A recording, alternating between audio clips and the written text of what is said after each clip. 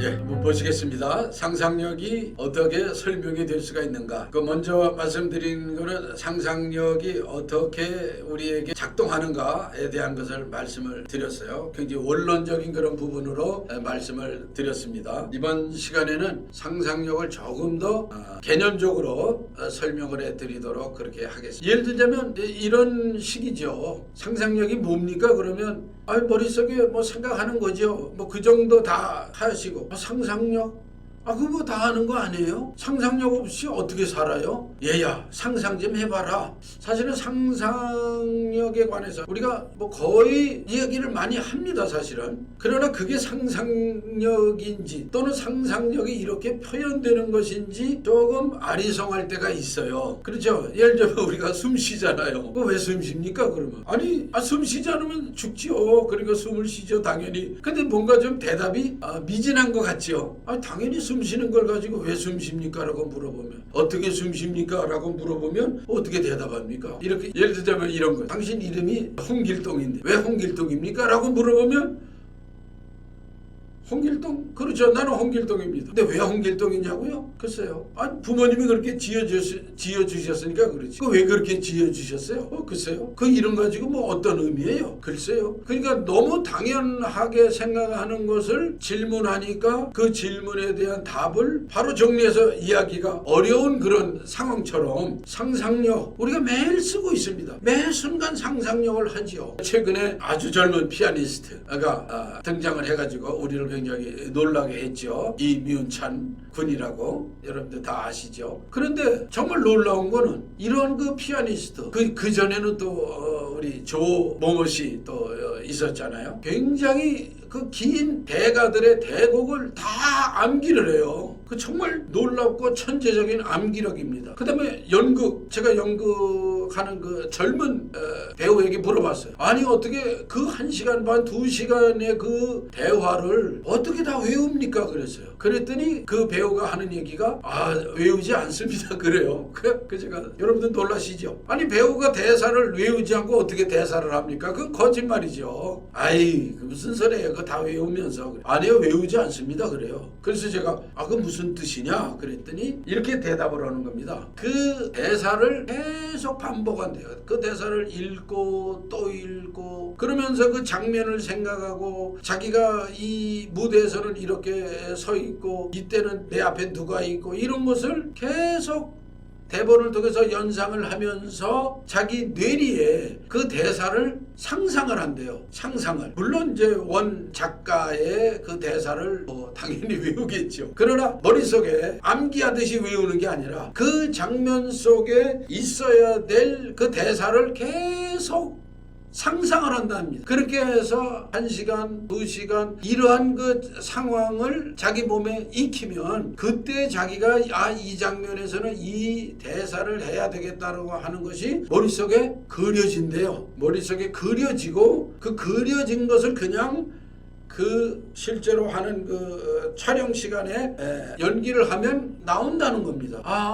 자기의 마음의 세계에 자기의 상상력 안에 대사를 새겨놓고 그거를 끊임없이 반복을 하면 어느 순간 자연스럽게 자기의 대사로 나온다는 거죠. 자기의 동작으로 나온다고 자기의 연기로 나온다는 겁니다. 그래서 그때 제가 다시 연주가라든가 또는 배우들이라 이런 분들이 그 엄청난 양을 다 머릿속에 기억하는 것이 한자 한자를 기억하는 것이 아니라 통째로 그 상황을 기억을 하고 통째로 그 상황을 상상을 하면 그때 나오는 말. 예수님도 우리에게 그러셨잖아요. 너희가 공회 앞에 사람 앞에 나가서 무슨 말할 건지 고민하지 말라. 염려하지 말라. 성령께서 너희에게 그 말할 것을 깨닫게 하시리라 그러셨어요. 같은 상황은 아닙니다만 하나님께서 우리에게 시적절하게 은쟁반의 금사와 같이 시적절하게 말씀하실 것을 주시는 이런 은혜. 자, 하여튼 상상력으로 돌아가겠습니다. 자, 그래서 이 엄청난 그런 그 분량의 대사를 외우는 것이 그냥 한자 한자를 글자를 외우는 것이 아니라 그 상황을 머릿속에 계속 상상을 하면 그 상상 속에 대사가 나온다는 거죠. 연주가도 마찬가지일 것입니다. 그 연주를 어떻게 다 외우겠습니까? 딴따다단 따다단 딴딴딴딴딴 그거 그 몇 시간의 연주 그 악보를 어떻게 외우겠습니까? 그거 외워서 되는 게 아니죠. 그냥 그 연주의 흐름 속에 자기를 몰입시키고 나의 마음의 상상력에 그것이 떠오르도록 침잠하면 그 악보가 나오는 거죠. 바로 그것이 상상력의 힘이다. 그래서 우리가 공부를 잘하느냐 못하느냐 우리가 이제 직설적으로 이렇게 표현하잖아요. 조금 죄송한 표현입니다만 공부를 잘하는 학생은 상상력이 풍부하고 그 상상력 안에 자기가 공부한 내용들을 다 입력시킬 수 있는, 대입시킬 수 있는 학생이다 그래요. 근데 죄송하지만 공부를 못하는 학생이다. 이런 표현이 맞을지는 모르겠습니다만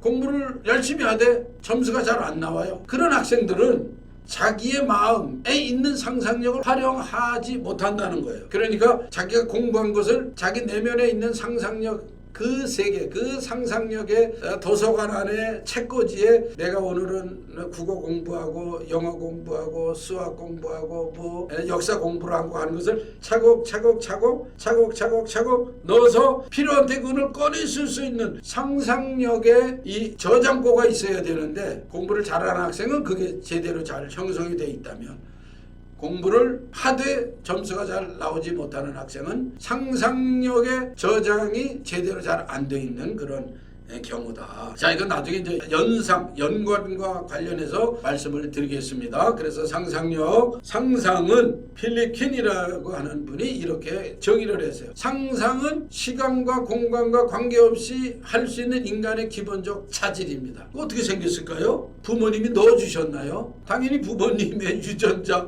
그런 걸 통해서 나왔겠죠. 상상이. 그러나 보다 더 근본적인 것은 하나님께서 이미 인류를 만드시고 인류를 창조하실 때 상상력이라고 하는 기능을 DNA를 넣어주셨어요. 그래서 아마 제가 표현한 경우가 있을 것 같습니다. 어느 신학자가 하나님의 창조는 무엇일까요? 하나님의 상상력이 발휘가 하나님의 상상이 실현된 것, 하나님께서 상상하신 것이 구체화된 것이 바로 창조다. 이렇게 표현을 했습니다. 물론 문학적인 표현인 것 같아서 우리가 자연과학적으로나 창조를 설명할 때 무슨 창조가 뭐 하나님의 상상이야 이렇게 반론을 하시는 분도 계실 것 같아요. 그러나 한번 생각을 해보세요. 우리가 계속 상상의 세계를 가지고 올라갑니다. 내 위에는 누가 있을까? 내 위에는 누가 있을까? 내 위에는 할아버지, 증조, 고조, 또 그 위에 계속 올라가면 인류의 어떤 조상 있지 않겠습니까? 그러면 인류의 조상의 조상 계시지 않겠어요? 그러면 그 인류의 조상의 조상이 정말로 무슨 뭐 바이러스에서 나온 것이고 단백질에서 나왔을 것 같습니까? 아니죠. 어떠한 인류의 조상이 되는 그 인류가 계신 거죠. 그 인류의 조상은 정말로 단백질에서 나오고 원숭이에서 나오는 그런 종의 돌연변이로 나온 게 아니고 인류의 인류는 지금의 모습과는 또 다르게 우까까 뭐 옛날에는 그렇게 했겠지만은 지금의 모습의 그 DNA를 가진 고유한 인류의 그 모습으로 하나님의 창조 피조물로 태어났다. 자, 그렇다면 지금 우리는 모든 인류는 지금까지 지금 우리가 살아가고 있는 이 문명 또 작은 범위의 문화라고 하는 것도 상상력에 집적된 결과죠.